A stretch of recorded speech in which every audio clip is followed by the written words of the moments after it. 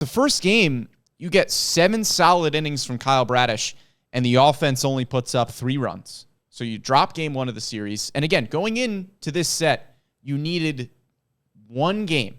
You needed to win one game to hold the tiebreaker over the Rays for the season series, meaning that if the Orioles and Rays finished the year with the same record, the Orioles would be the 1 seed, the Rays would be the 4. So you just needed one. And in game 1, the offense doesn't show up. You get 7 good innings from Kyle Bradish. The second game, the vibes got real low because that was the Orioles' 4th straight loss, just the second time they have done that all season. And it was a demolition by Tampa Bay. You lose that game 7-1. Jack Flaherty goes 4 innings, 3 earned, which doesn't even end up mattering all that much. He could have gone 7 innings, 2 earned, 10 strikeouts. It wouldn't have mattered because the Orioles were just not touching Zach Eflin. He goes 7 innings, 1 earned run. The vibes were not good. He simply diced him up. The vibes weren't good. Yeah. The vibes were very low in the clubhouse that afternoon. Yeah. Or evening. I can't remember when that game ended. But it was bad.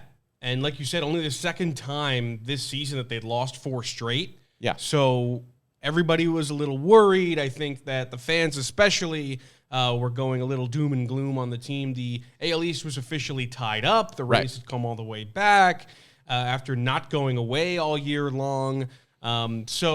Yeah, the vibes were incredibly low. I remember Gunnar was super sad when the media was talking to him, and it just seemed like if they didn't win the next game, it could get really bad. But thank God they did. Yeah, Twitter was a straight-up bummer. Yeah, I mean, the Orioles had lost 4 straight games. Again, like you mentioned, the AL East was tied. And then all of a sudden, you had 2 games left on Saturday and Sunday that you had to win at least one of. Yeah. The Rays had all the momentum. And Friday was especially kind of a bummer, too, because it was such an exciting day at Camden Yards. It was the Adam Jones retirement ceremony. Adam Jones comes back. We see so many great Orioles from the mid-2010s team that had so much success. Quick tangent. I don't want to get off the rails here too much.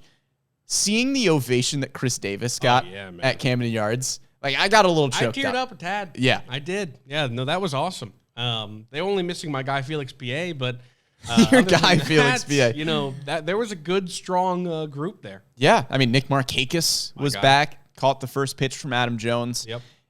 The vibes were incredible pre-game, and then during the game, Zach Eflin just, killed all of the vibes. He simply took over. He did. It was a tough game. Flaherty was pitching well, as you were calling him, Big Game Jack. Big Game Jack. For a while, but he had a real short leash. 4 innings, he gave up a few. Hyde took him out.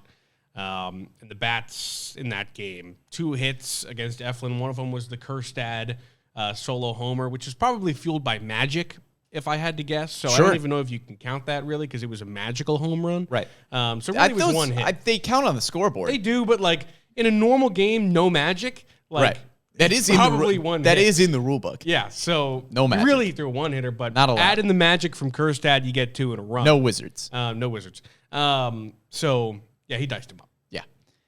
So that sets the scene for Saturday, where all of a sudden you have the biggest game of the year, tied AL East. The Rays have all the momentum, and it goes on the shoulders of your rookie, Grayson Rodriguez. And what does Grayson Rodriguez do? 8 innings, 5 hits, no earned runs, 7 strikeouts, no walks. Easily his best start of the year. Not even a question. I mean, it was ridiculous. Given the stakes, given just how he looked.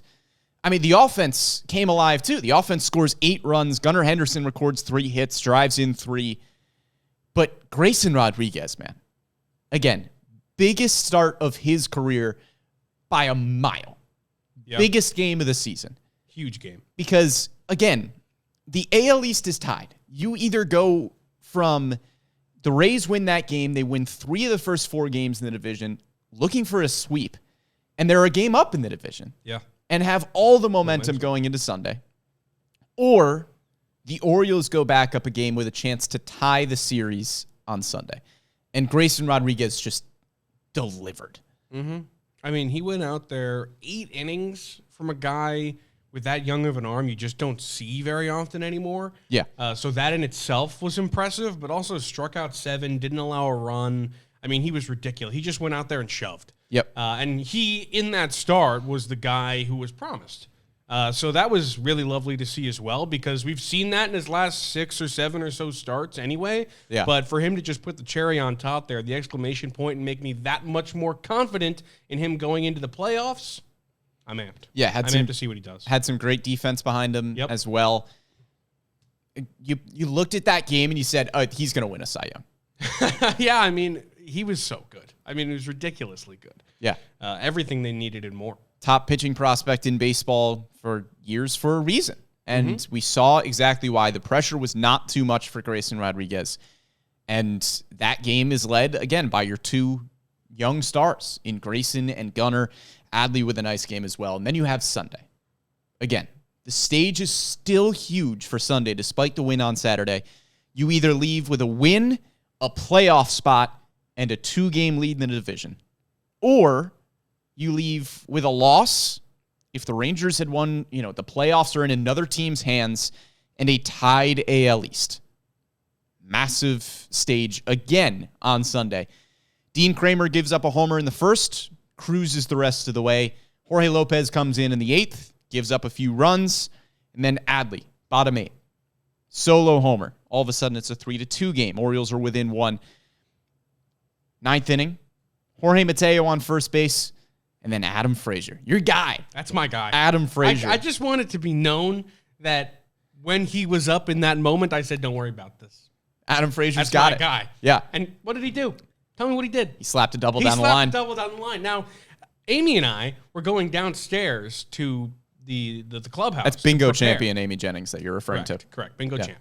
We were going down to the clubhouse to prepare for the champagne celebration if they won. Right. And we didn't know what Adam Frazier had done until we walked by one of the custodian closets and just heard somebody said, "Send him, send him, send him." And I was like, and they did. He must have scored. Yeah. So place goes nuts. We're waiting outside the clubhouse listening to Kevin Brown call the game and continue. And for 2 guys to be in that moment that is so big, Jorge Mateo, who we know has had his struggles at the plate this year, Adam Frazier, who, for whatever reason, despite being a pretty solid player this year, whenever Adam Frazier's name is on the lineup card, I mean, look, we tweet out the lineups. We see the moans and groans about Adam Frazier playing second base, and just night after night, Adam Frazier delivers in clutch moments. My guy. And he did it again. Slaps a double down the line. Jorge Mateo scores all the way from first. He was going on the pitch. Jorge Mateo was so fast that I feel like he probably could have scored from first anyway, even if he wasn't stealing, because Jorge Mateo is just that guy.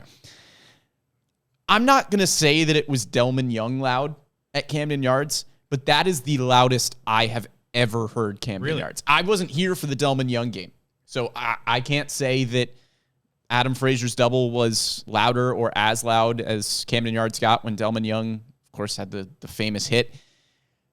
But it was loud. That's the loudest I have ever heard it in my 5 or so years around this team.